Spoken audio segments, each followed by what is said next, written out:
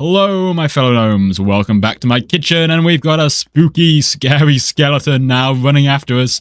So if you want to make a little AI monster for your kitchen to keep your players busy, oh, he's got me, then follow along and I'll show you how to add in a little bot to the kitchen area. Okay, so let's add in a new enemy for ourselves, because if we remember, we've only really got, if we drag our enemies folder in, we've got this thing, and that's kind of it in here. So we're going to add in, go to the avatar tag, and just for now, to keep things nice and simple, we're just going to build a very basic block R15 avatar. Looks like this. Not very exciting. Okay, maybe we'll give him a little bit of a glow up. Okay, that's a bit more fun. We're going to customize this a bit more later on, but for our pathfinding, it's kind of going to help us to keep things nice and simple. So we've got our little rig there. We'll name him to Chef, because he's going to go in our kitchen. If we drag our kitchen room into the workspace so we can take a look at it, there it is. And what we want to do is we want to add some waypoints for our little dude to move around the map. So I'm going to add in a brand new part. We're just going to make this on the floor. We can make it semi-transparent for now. We'll put it as a jazzy color just so we can see the thing. And make sure we have it anchored and we disable any collisions on it. And then we're going to move these into positions that we kind of want our bot to wander around. So we're going to place one there. I'm going to place one down here. Cool. So now we can group all of them into a folder. We'll call these patrol points, because we've actually already got waypoints that we use for our shadow or our rush boss, right? Just giving a path through the world. Whereas this one is for our new monster, which we're going to make. So now we've got that, let's drag the kitchen back into the rooms. We don't need it at the moment. And let's create a new script for this little guy here. So if we go into our server script service, and we're going to create a new module script, we're going to name this Chef because he's an evil chef. And to start with, we're going to need to spawn him in. So chef.new, and this is going to work pretty similar to our shadow one, where we got the number and the generated rooms. So we're going to want both of those. And then we're going to want to get an enemy model, just as we did with the shadow. And we create a variable for replicated storage. But instead of copying the shadow, we're going to copy the chef, which I've created. Let's drag that back into the assets folder like so. Let's rename this to monster, actually. And then we know that the room is simply equal to the generated rooms and index the number. So now we can position our monster into that room. Let's make a spawn position for him. If you wanted, you could create a custom part within the kitchen, but I'm just going to get it off the room.exit part. Take the C frame of that, and then I'm going to offset it by, say, -3 on the Z axis. And then I can take my monster and I can position him at that new spawn position. I can set any of the properties I want for him. I'm going to make the walk speed a little bit slower, so I'm going to set him down to 10. His parent, obviously, into the workspace. And once I've done that, I'm actually going to set a network owner. This will help us later on. Set network owner and set that to 0. Sorry for his primary part. And then we just need to call this chef.new function. So if we go into our server script, and I think I might do a little bit of organization. I might just add in a little folder because we can, and we'll just call this monster. And we'll drag chef and shadow both into there. There we go. That looks a little bit neater, I think. So now we want shadow would be script.monster.shadow, and local chef equals require script.monster.chef. Now, if we remember when we spawned in our shadow monster, we did it based on players entering rooms. We could do that, but we can just generate him as soon as we generate the new room. So let's say if specific rooms I, so the current number we're on, equals the kitchen, then we can start to generate him. So we'll say chef.new, we need to send him the number, which is I, and we also need to send him the generated rooms table, like so. And since we're not actually making use of this number, well, why don't we just send him the whole room actually? So we just send the one argument, the room, and then inside of chef, well, he doesn't need to make use of generated rooms, so he can just have the room, and we can get rid of that line. There we go, we've saved the line. So once we've done that, we're just going to hit run. And hopefully now, oh, no, we've got a problem. Oh, sorry, rather than sending specific rooms, we want to send generated rooms. There we go. Now if we hit run, and we go into our kitchen, we can see it spawned in as before, and we should hopefully see our little NPC stood, there we go, 3 studs away from the exit. So that's where he's going to spawn in.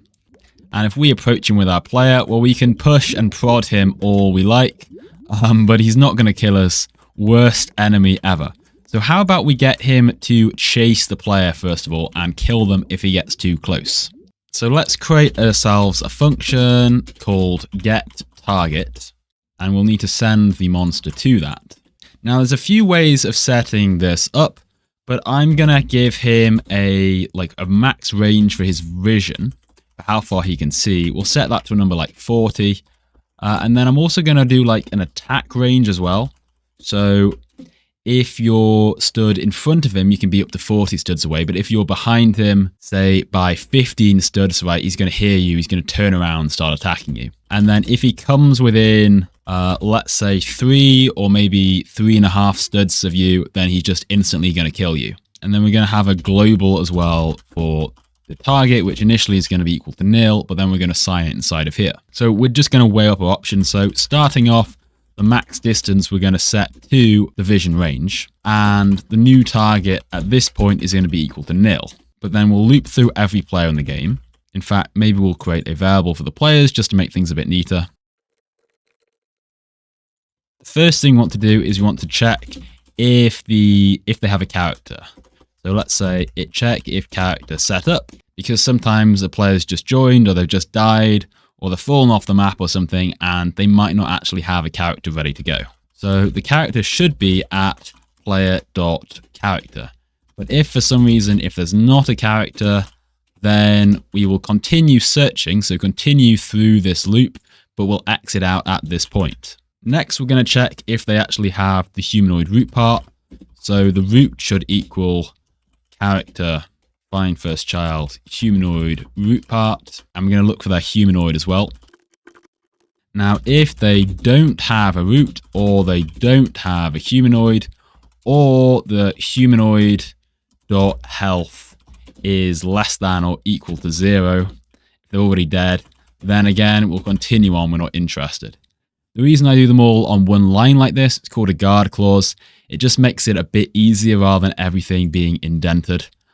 So we can see what we're doing more. This is just stuff, if we don't want to know, we don't care about, then we'll skip out through the loop. But otherwise, we continue on with our logic. Next up, we want to check if within range. So we're actually going to calculate distance based on the head, I think. So we'll say the origin is equal to monster.head.position. And then we'll get a direction from the origin, from the position of that character's root to our origin, and then the distance between those two is simply the direction dot magnitude of that vector, the length of the vector. Now if that distance is greater than the vision range, then we're not interested, so we continue end. So if we're more than 40 studs away, the monster is just going to disregard it. It can't see you, because I guess our bot doesn't have very good vision, right? Maybe that's kind of how Figure works. It doesn't have very good eyesight. So that's what we're doing here. Only within 40 studs. You could change this value, of course, to something you like. Feel free to tweak it. The next thing we're going to do is sort of like a field of view check. So if that distance is greater than the attack range, so we still can't actually, so it's somewhere between these two values, right? We're not immediately breathing down their neck within 15 studs, but we're somewhere between 40 and 15. then I want to check if we've actually got a decent line of sight on them, right? Because if I'm, say, 35 studs behind the monster, then I wouldn't really expect him to be able to see me. So we can do a little FOV calculation here using the dot product. So if we say direction.unit, and then we get the dot product of the monster's head, monster.head.cframe.look vector, that will tell us the direction that the head is facing at. And basically this is just going to give us a value between -1 and 1. And if the FOV is less than 0.5, then we're probably outside the angle that we'd actually be able to see it. We're either right on the side to the monster or we're completely behind them. So if that's the case, then again, we're going to ignore it and continue and assume they're behind the monster. And finally, we're going to check line of sight. So if we know we're ahead of the monster, but we want to do a raycast to see if there's any objects between us and the monster. So raycast takes a few arguments. The origin variable that we've already created, that's the monster's head, our direction, and then we're going to multiply this by his vision range so we can see up to 40 studs away. Now, if there's no result at all, so if we're just staring blankly into the skybox, which isn't very likely, but if it could happen, or we've not got any result instance, that's the part back, there's no part that we're finding at all, then something's obviously gone wrong. So continue and ignore this. And now we need to check if the instance is the character that we actually wanted to hit. Because we might get a result back from the raycast, but our line might just hit a part that's in between the two of those. If you want to know a bit more about raycasting, I've actually got a video on this. I'll leave a link to it for you guys to check out. So let's check if the result.instance, I'm going to see find first ancestor, and hopefully their ancestor should be that character that we have. But if it's not that, then we must have hit a wall, so we will continue on and ignore it. But assuming that all of these are correct, that we haven't continued, we haven't skipped, and all of these conditions are not the case, then we can actually check the max distance. So if the distance is less than the max distance, then we're going to say the new max distance is equal to the current distance we found, and our new target is equal to the player's character. And so then we can compare between different characters in the game. So once we've finished this loop, let's just return back new target. So now we just need to call this find or get target function from within our chef.new. So I'm actually going to spawn in a new thread. And then I'm going to say while true do, because we want to keep doing this. And we'll set our target equal to get target, make sure we send the monster to it. And if we have a target, then we're going to move our monster towards it. So monster.humanoid move to target.primaryPart.position. And then let's check the distance as well. So if actually, why don't we return a tuple here? So let's return not just the new target, but the max distance as well. So return new target, comma, max distance. And then we can get both of these. Target distance. Create a new one up there. Now, if target, then we'll move towards them. And then let's check if the distance is less than the kill range that we set earlier, then our target.humanoid.health we want to set to 0. And then because this is all within a while true loop, we don't want to time out. So let's make sure we do a little task.wait. So we just pause every frame and keep checking. But we probably don't want this to run forever because once the players move through the level, then we're going to want to actually remove the room that they're in, that the chef is inside of. So let's say while we have a room and that room has a parent, then we'll keep checking. So now let's play. And if we go in, he's not going to be moving around the map yet. But if we approach him, oh, we've got an issue here. Hang on. Hang on, what's this? On line 39. On line 39. Oh, find first answer, character.name. That's what we need. And now if we hit play, and he's over there, and if we come, there we go, he starts to move towards us. And if we now disappear behind one of these walls, he shouldn't be able to see us. And he's got stuck. And if we now come behind him, he can't see us, but if we get close enough, he can. We'll hide in this cupboard. Very heroic of us. Let's see. Move in. Here we are. And we're going to move. Let's turn him around so he's facing the other way. And then we're going to exit the cupboard. And if we go here... Whoa, he's going to chase us anyway. I think we're a bit too close. We're still within range there. So he's chasing us around. But if he can't see us, then we want him to still be moving, right? We don't want him to just stand there motionless. That's a bit rubbish. Let's see now. If I come up behind him, he doesn't automatically turn around, even though he's got line of sight. It's only when we get really close that suddenly then we become within range and then he kills us. So we know that's all working. Now we just want to actually have him moving between these purple waypoints that we've set up. So to do this, we're going to use a special service for this one called Pathfinding service. And like an idiot, I put it in the wrong script. We don't want to be in Shadow anymore. We want to be in Chef. There we go. And I'm going to create two new functions for myself. Local function end navigation and a local start navigation. And just like we have the target global variable, I'm going to set one for navigating. Initially, that's going to be set to false. And we'll set that to false inside of the end navigation as well. And then we'll set it to true inside of the start navigation.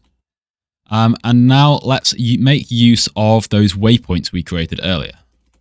So first off, we're going to need to get ourselves, and I'm just going to get a random path. So I'll make this into a new function. And that's going to want the monster and the room we're inside of. And so our waypoints are located at room. And what did we call them again? I've already forgotten. We called our waypoints, we call them patrol points. So room.patrol points. And then we're going to get children. We're going to get a random point within that. So local random point equals waypoints and math.random. And we provide the total length of the total amount of waypoints there are. So now we have our monster and we have our destination. We just need to set up pathfinding service. So first of all, we need to create a path. Now we can see this actually takes some agent parameters. One of these is agent radius. Now for a pretty standard R15 character like we have, that's about 2, or you could set it to 1.5 maybe. The agent height, that's equal to 4. Agent can jump. I'm going to set this to false. I don't want them to jump. I find that can get a bit wacky with pathfinding service sometimes. So for the purpose of this tutorial, we're assuming there's no jumping involved. And then there's others you can set as well, but we're just going to have these 3 for now. So now we've created some sort of parameters for our path. We actually need to go and compute one to the destination. So path, and we use the compute async. We get a start position, which is our monster.primaryPart.position. And our finish, which is the random point.position. Now, it's worth bearing in mind that this doesn't always succeed. So whenever we have a function that we're not entirely sure what we're going to get back from it, it can be useful to wrap it inside of something called a p-call. And that allows us to place a function and then wrap it. And even if it errors, or if we get a warning back, we can handle that.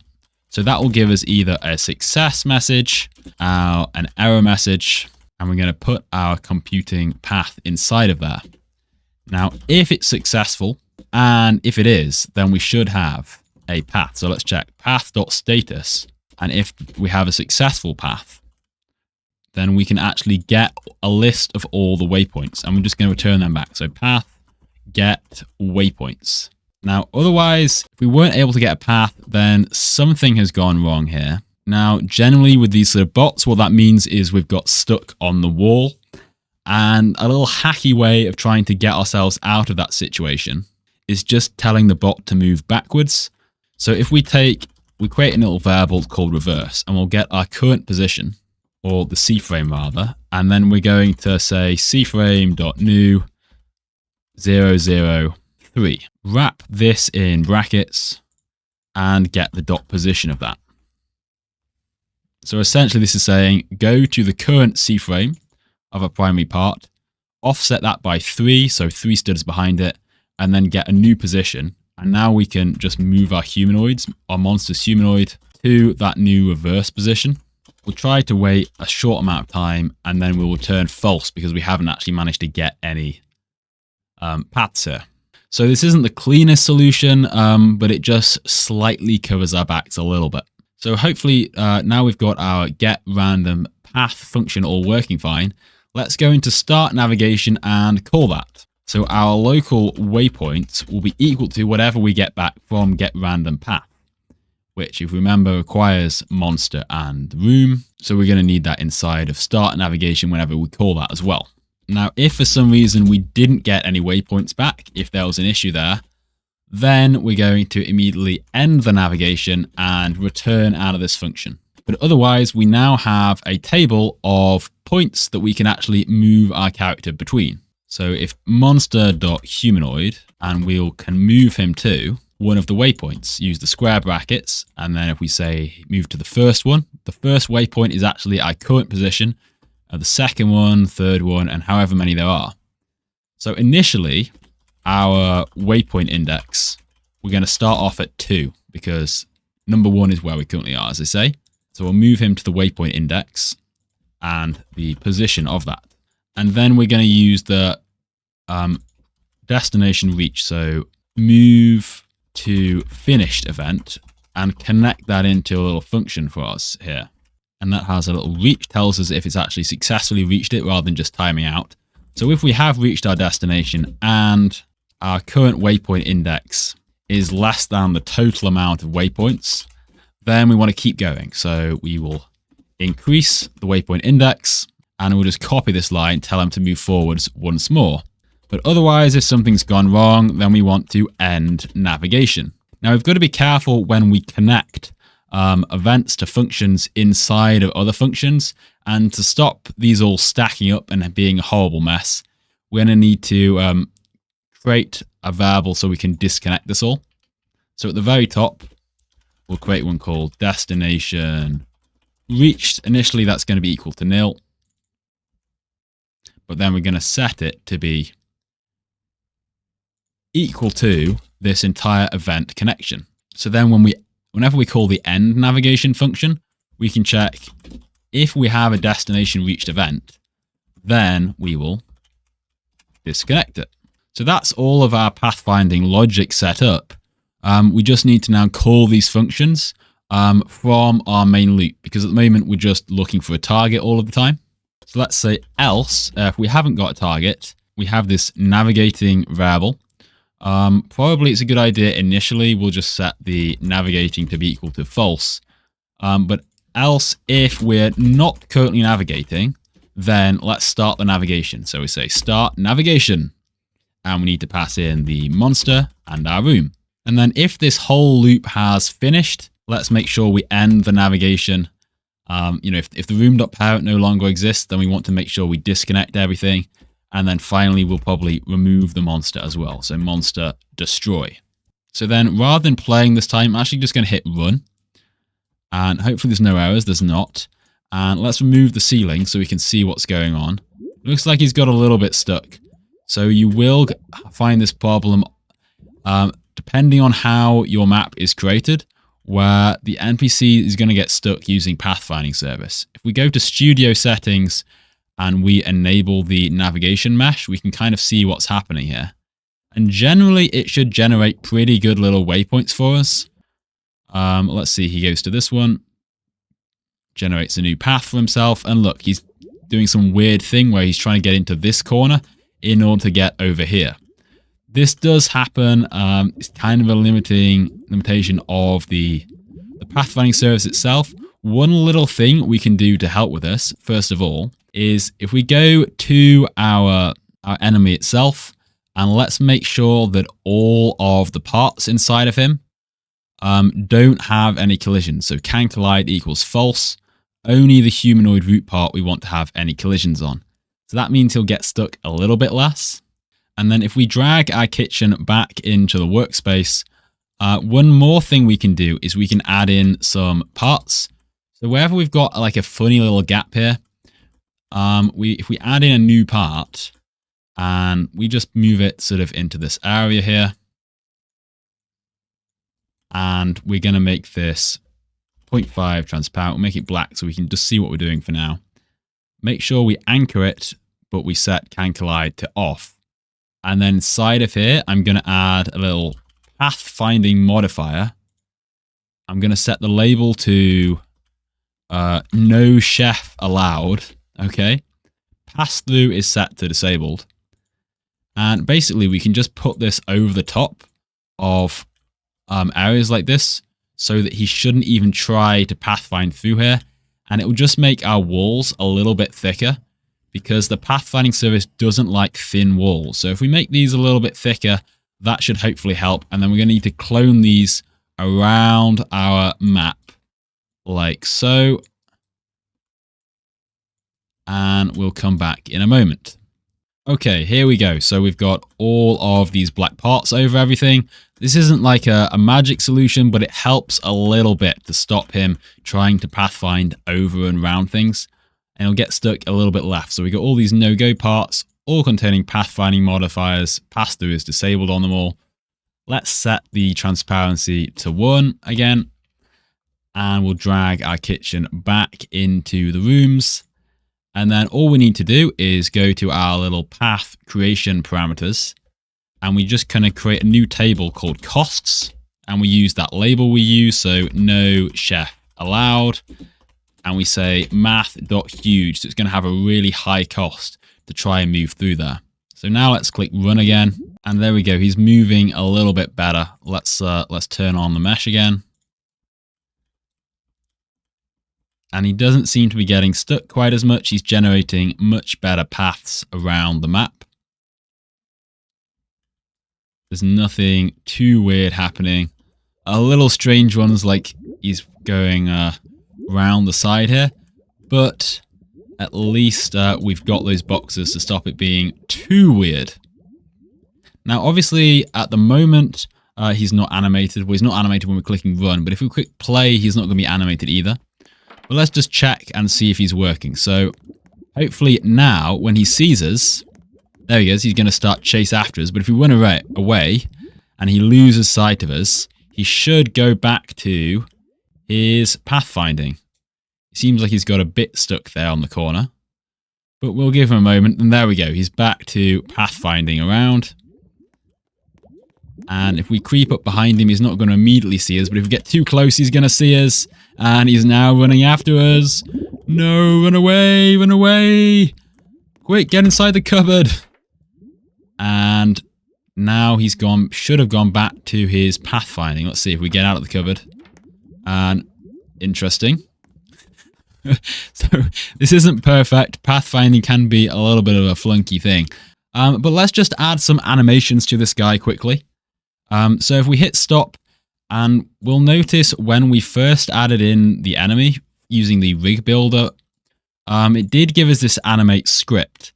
But this won't actually run because it's a local script, and the local script class can't run inside the workspace. But there's a new thing Roblox added called run context. So if we add in a new script, I'm going to name this script to animate. I'm going to move all the contents of the old animate script into this new one. I'm going to open it up, Control A, select everything, Control X, go to the other script, delete this, and paste that all in, Control V. So now we have this like real script and the fake script, okay? So the original script, that local script, we're going to delete that one. So select it, delete it. Now we just have this white one left. I'm going to go down to run context. It says legacy at the moment. I'm going to change this to client. And when I do that, you see it's a little blue script. It's now turned that into a special kind of local script that can actually run inside of Workspace. So if I hit play now, and we wander into the map, we should see an animated chef. There we go. He's walking around. And of course, we're using a basic R15 avatar, but you can add in any kind of avatar you like and animate him just the same. So let's say I want to have this skeleton chef. Pretty cool. Well, all I need to do is I need to take my skeleton, move him into the enemies folder, and then just make sure when I call the chef.new function, I am getting the correct one. So I will get the skeleton this time. And now if I play and we go in, we should see a skeleton running around the place. There he is.